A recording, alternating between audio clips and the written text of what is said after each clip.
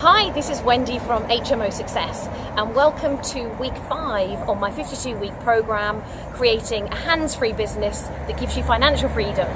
And this week I want to focus on the 4 P's of making your business work in your marketplace. Whether you are in property, whether you have a service business or you have a product that you're offering to the marketplace. You can see behind me Frankie and Benny's. I don't know if I should mention that, but we've been here having breakfast this morning. Ooh, it was delicious. And just like any other retail shop, whether it's offering breakfast and food, whether it's offering goods and services, they adhere to the 4 P's in their product design and offering. So I want to share with you what those 4 P's are today and how you can use them to make sure that you are offering your product, service or property to the right niche in the marketplace. So the first P is pain. As we all know, our market, the people who will buy from us, are experiencing some form of pain.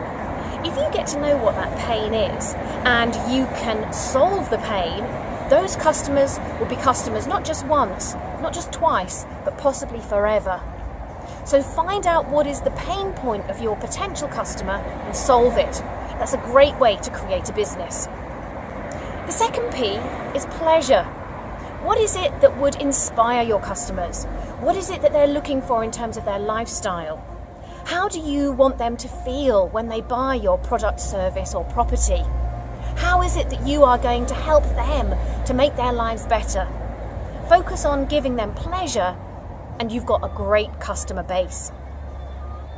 The third P is positioning.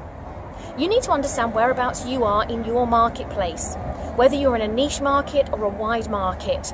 How is it that your business is differentiated from the rest? Are you a low ticket item? Do you sell a lot of goods, pile it high, sell it cheap? Or are you more expensive, a bit more luxury item? Or maybe you're somewhere in the middle. But you will have a position in your marketplace. If you get that right, you'll find you can hit your market targets beautifully and you will find that you get lots of repeat business.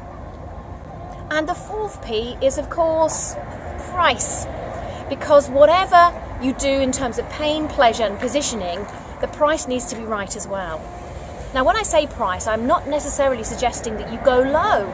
Sometimes actually adding value is more important than reducing price. You know the old adage, price is what you pay, value is what you get.